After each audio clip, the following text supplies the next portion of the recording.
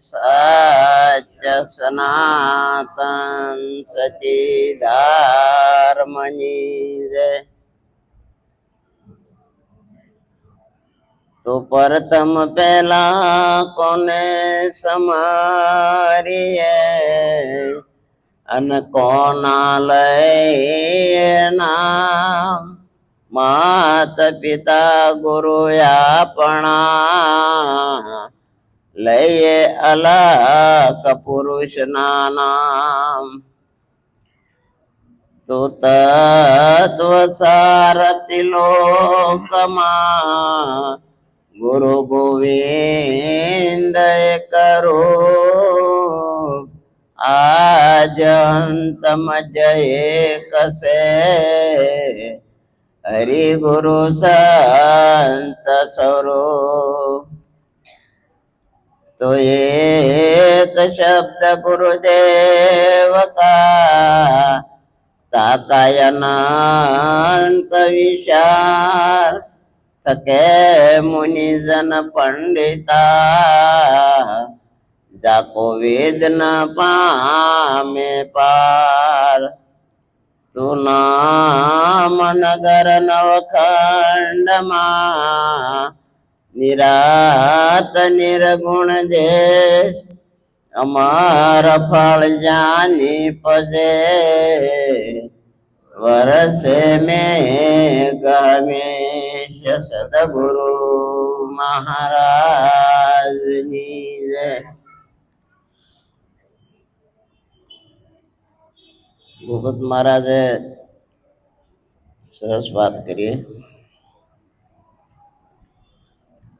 કઈ એક તત્વને જાણવાનું છે કે જેને સંતોએ આત્માની ઉપમા આપી છે. અને બધા સંતોએ કીધું છે આત્માને ઓળખ્યા વિના ભવના ફેરા નહીં મટે. તો ખરેખર ભવના ફેરા મટતા કેમ નથી? કારણ કે આપણી અંદર જે ભ્રમણાઓ છે એ ભ્રમણા જ્યાં સુધી જાય નહીં ત્યાં સુધી આ વસ્તુ જેમ સેમ સમજાય નહીં. કારણ કે આ વાતનો વિષય નથી, આ શાસ્ત્રનો વિષય નથી, આ તો ગુરુગમ શક્તિ છે. અને આ ગુરુગમ શક્તિ કોક જાણી શકે, બધા જાણી શકતા નથી. કારણ કે આપણે બધા દાવા લઈને ફરીએ છીએ. આ તો તમામ દાવા છોડી દેવા પડે ત્યારે આ વસ્તુ પ્રગટ થાય. કેમ કે જે કઈ આપણે કરતા પણ છે એ બંધન છે. અને આપણને ગુરુ મહારાજે બધા બંધન માંથી છોડાવ્યા છે. કોઈ બંધન આપણને રહેવા દીધું નથી ગુરુ મહારાજે. બધા દાવા છોડાવી દીધા. આપણા તનના, મનના, ધનના બધા દાવા જયારે છૂટી ગયા ત્યારે વસ્તુ આપણને સામે પ્રગટ બતાવી છે. હવે આ દાવા જો છૂટી જાય તો વસ્તુ તો સામે પ્રગટ જ છે, એમાં ક્યાં કઈ કરવા પણ જ નથી. પણ જ્યાં સુધી આ દાવા ન છૂટે ત્યાં સુધી આ વસ્તુ જેમ સેમ સમજાય નહીં. અને આ જે પરમ તત્વ છે એને કઈ કરવાથી મળતું નથી. અકર્તા પદમાં આવી જવું પડે. આપણે જોઈએ છીએ આગળના સંતો ઘણા એવા થઈ ગયા અને એના પ્રમાણો પણ છે કે જુનાગઢમાં નરસિંહ મહેતા થઈ ગયા. હવે ભગવાન એના ઘરે ડોટું જતા હતા. હવે એ તો એની જુનાગઢ બહાર ક્યાંય પગ નથી મૂક્યો છતાં પણ ત્યાં ડોટું જતા હતા. અને આપણે જો ક્યાંય ગોતવા નીકળીએ તો ખરેખર મળે ખરો? જ્યાં તમારી સામે છે એનીથી તમે જરાય શેટા નથી. નજીકમાં નજીક જો તત્વ કોઈ હોય તો ત્યાં પરમાત્મા છે. અને પરમાત્મા બધાની અંદર છે, વ્યાપકમાં રમી રહેલો છે. એટલે કીધું કે વ્યાપમાં આપ તો ને આપમાં વ્યાપ. સળંગ સૂત્ર એક જ છે, એની સિવાય કાંઈ છે નહીં. આપણે જે આ નોખું દર્શન જે થાય છે, આ દર્શન જો એક થઈ જાય તો પરમ તત્વને જણાય, ત્યાં સુધી પરમ તત્વ જણાય એવું નથી. એટલે કીધું છે કે ખોઈ બેઠો બંદા ખાખમાં માથે તીવી જેના તાપ બળે, ખોમાં હીરલો હાથથી આવો અવસર પાછો નહીં મળે. તો ખરેખર આપણને આવો મનુષ્ય દેહ મળ્યો છે તો આ તત્વને જેમ તેમ જાણવું જરૂરી છે. અને એ જાણ્યા સિવાય કોઈને મોક્ષ થતો નથી. કારણ કે જ્યાં સુધી આપણા મનની અંદર કાંઈ ને કાંઈ પણ પડ્યું છે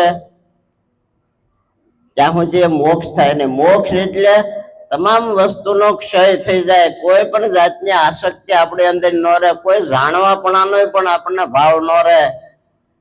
જ્યારે આપણે દેહ પણ આ હું છું એવું બધું મટી જાય ત્યારે ખરેખર આ વસ્તુ પ્રગટ થાય ને ત્યારે આ મોક્ષ થાય છે. ત્યાં સુધી મોક્ષ એમ કઈ વાત થાય એવું નથી, કે કોઈ નદીઓમાં નાવાથી પણ થાય એવું નથી.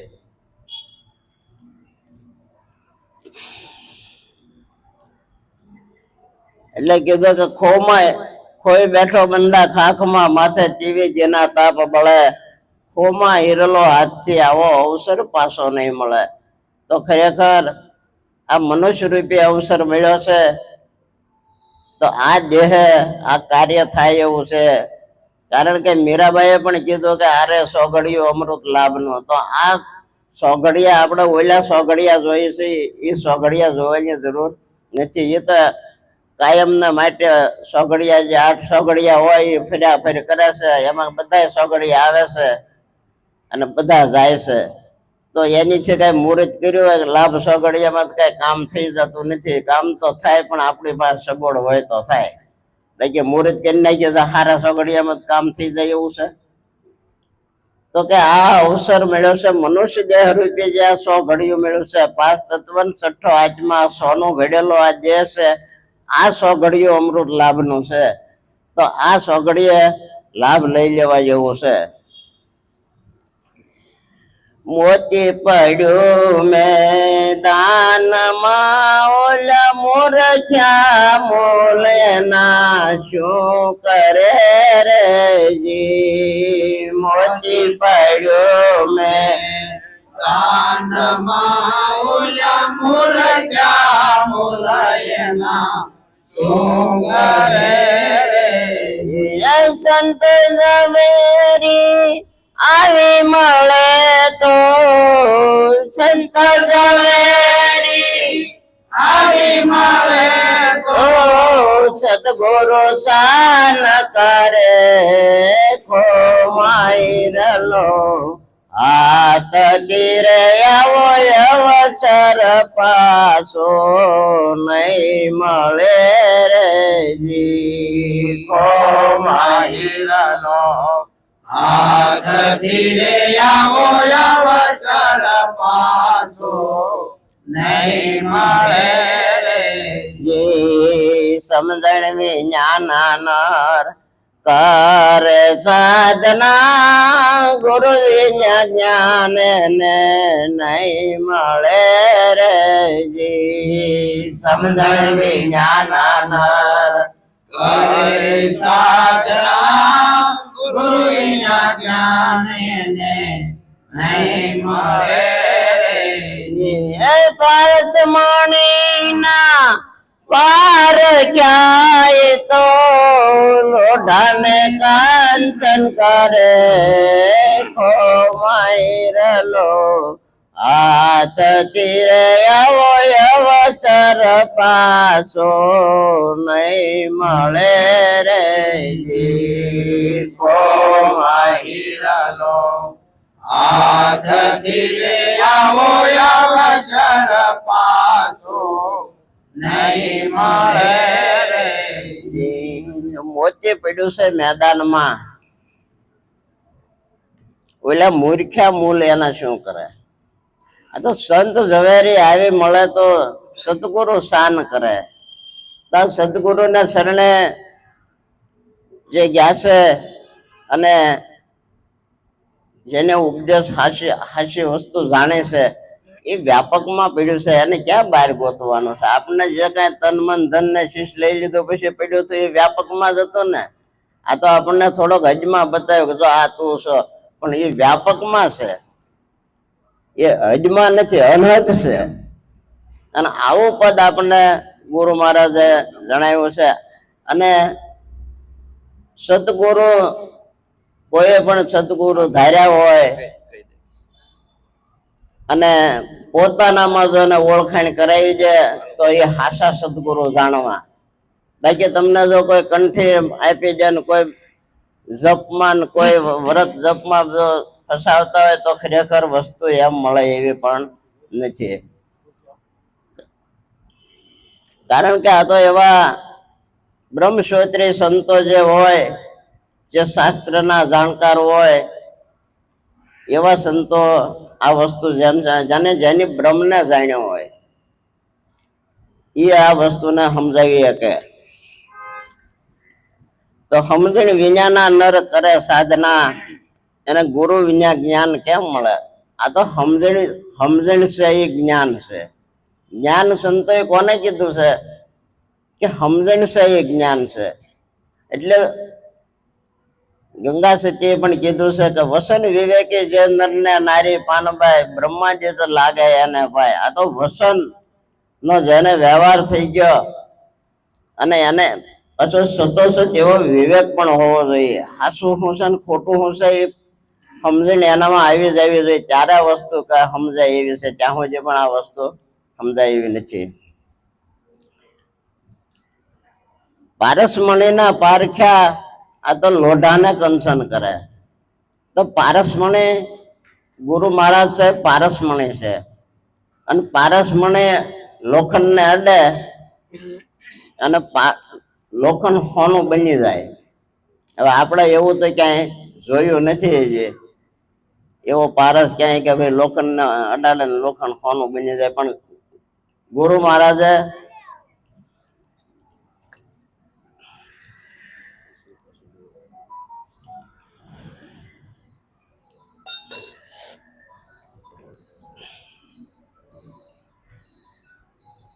આવું જ્ઞાન આપણને સમજાવી દીધું છે કે આપણને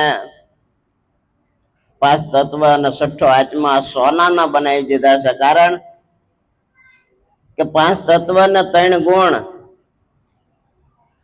8 વસ્તુ છે. 8ની ઉપર જે બધી વિષયો પછી પ્રાણ મૂક્યા છે, પછી એવી રીતે 52 તત્વો બનાવ્યા છે. 52 તત્વોમાં જે 25 તત્વો છે ને એ આપણને વધારે નડે છે. અને એમાંય તે હમણાં મહારાજે વાત કરી કે શબ્દ, સ્પર્શ, રૂપ, રસ ને ગંધ, આ 5 વિષયો મનુષ્યને જ મૂકેલા છે. બીજા કોઈ પણ પશુ પંખીમાં કે જાનવરોમાં 5 વિષયો નથી હોતા. કોઈમાં 2 વિષય હોય, કોઈમાં 3 હોય, કોકમાં 1 જ વિષય હોય. અને મનુષ્યને 5 વિષયો મૂક્યા છે.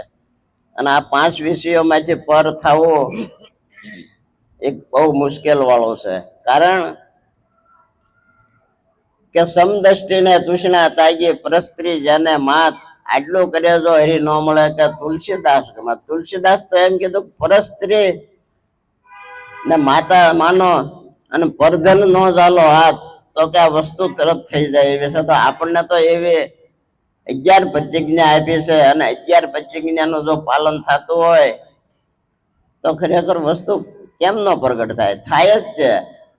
પણ ક્યાંક ને ક્યાંક આપણે ભૂલ થતી હોય છે. ન ભૂલ થાય તો આપણે કોઈને પૂછવા પણ ન રહે આમાં, અને આમાં કોઈને કહેવા પણ નથી રહે એવું. કારણ કે વસ્તુ તો ક્યાં પ્રગટ થાય એ કોઈને ન કહીએ કે આમાં કઈ બોલવા વાળા જાણી ગયા છે, નથી સાંભળે છે ને નથી ખબર, એવું નથી ભાઈ.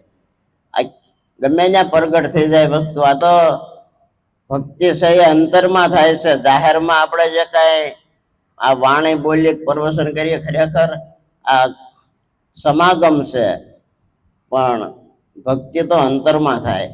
અને જેને જેને ભક્તિ અંતરમાં આવી છે ને એના કામ થયા છે. કારણ કે આ જગતની અંદર આ ગુરુ જ્ઞાન એક વસ્તુ જ એવી છે કે તમે જ છો અને તમારાથી જ બધું હાલે છે. આપણને એમ કહીએ ને કે ભાઈ ભગવાને અમારું આમ કર્યું. ભગવાન કોઈનું કાંઈ બગાડતો નથી, કોઈને મારતોય નથી અને કોઈને બસાવતોય નથી. એને શું લેવા જેવા છે? એ કોઈ એક ખારો ને એક મોળો એવો જો એનું વર્તન હોય તો એને ભગવાન કહેવાય ખરો પેલા તો? પણ થાય છે કેવું કે આપણે જેવા જેવા કાર્યો કરીએ છીએ એ પ્રમાણે આપણા જીવન બને છે, અને એ પ્રમાણે આ પૃથ્વી ઉપર આપણે ભોગવવા આવીએ છીએ, ભોગવીને પાછા વૈયા આવીએ છીએ, અને પાછા જે કરેલા કર્મો હોય એ પાછા પણ ભોગવવા આવવા પડે છે. પણ આ તો સદગુરુનું સાનિધ્ય જો મળી જાય તો ખરેખર આ ભવસાગરના ફેરામાંથી મુક્તિ મળી જાય. એટલા માટે જ આ સદગુરુનો શરણે જવું પડે છે. તરિયું તરવું ભવસાગર જેમ જળની માથે નાવ તરે રે જી. તરિયું તરવું ભવસાગર જેમ જળની માથે નાવ તરે રે. એકાય કાચો કુંભ છે માઈ મિરસ નોર ધરે ખો માઈ રલો હાથ તીરે આવો અવસર પાછો નહીં મળે રે જી. ખો માઈ રલો હાથ તીરે આવો અવસર પાછો નહીં મળે રે જી. કહે તિલકદાસ સુરાસગરા મેં મર જેવા તો મોજ કરે રે જી. કહે તિલકદાસ સુરાસગરા મેં મર જેવા તો મોજ કરે રે. ધારણા બાંધો ધરામની તો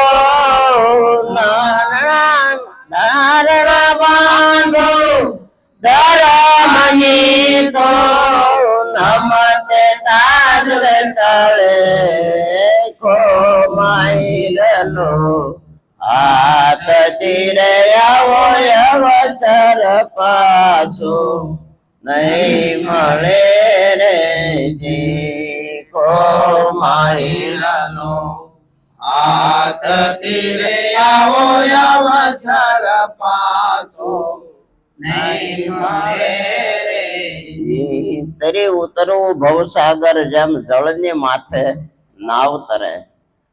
તો આપણે નદીને પાર કરવી હોય તો ખરેખર નાવની જરૂર પડે. તો આપણે સંસાર રૂપી ભવસાગર તરવાનો છે, તો આપણને આ કાયા રૂપી નાવ મળે છે, અને આ નાવથી આ સંસાર તરી શકાય છે. પણ જો સદગુરુનું સાનિધ્ય મળી ગયું હોય અને સદગુરુનું શરણ જો હાસામાં સ્વીકારી લીધું હોય અને સત્સંગ થઈ ગયો હોય તો ખરેખર આ નાવ તરી જ જાય, એમાં કોઈ શંકાને સવાલ નથી. પણ સત્સંગ જેને થઈ ગયો છે એનું નાવ તરવાનું છે. આપણે સત્સંગ એક વખત થાય. અત્યારે જે કાંઈ આપણે વાત કરી એ તો સમાગમ છે, અને સમાગમ શા માટે કરવો પડે કે આપણે જે કાંઈ સત્સંગ કર્યો છે એ યાદીમાં રાખવા માટે, એ યાદીમાં રહી જવું જોઈએ, એના માટે આપણે સમાગમ કરીએ છીએ કે સત્સંગ ભૂલાય નહીં. અને જો આ સત્સંગ આપણી યાદીમાં રહી જાય તો ખરેખર આ ભવસાગરમાંથી આ તરી જાય. કારણ કે જે બંધન લાગુ પડ્યું છે જન્મ અને મરણનું, આ એક આપણને મોટા મોટું દુઃખ છે, અને આ દુઃખમાંથી ગુરુ મહારાજ જ છોડાવી શકે, બાકી આમાંથી કોઈ છોડાવી શકે નહીં. કાયા કાસો કુંભ છે માય અમીરસ નૂર ધરે કહે તિલકદાસ સુરાસગરા મેં. આ તો મરજીવા મોજું માણે. આ તો મરજીવા કોને કીધા? કે જે મરીને જીવતા થયા હોય એ મરજીવા કહેવાય.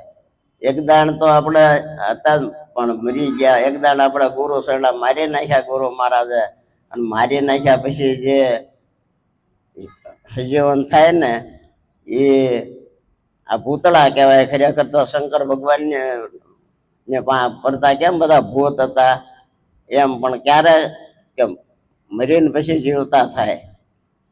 એટલે કીધું કે જેના ધડ ઉપર શીશ ન હોય પાનબાઈ એવો એવો ખેલ છે ખાંડા કેરી ધાર.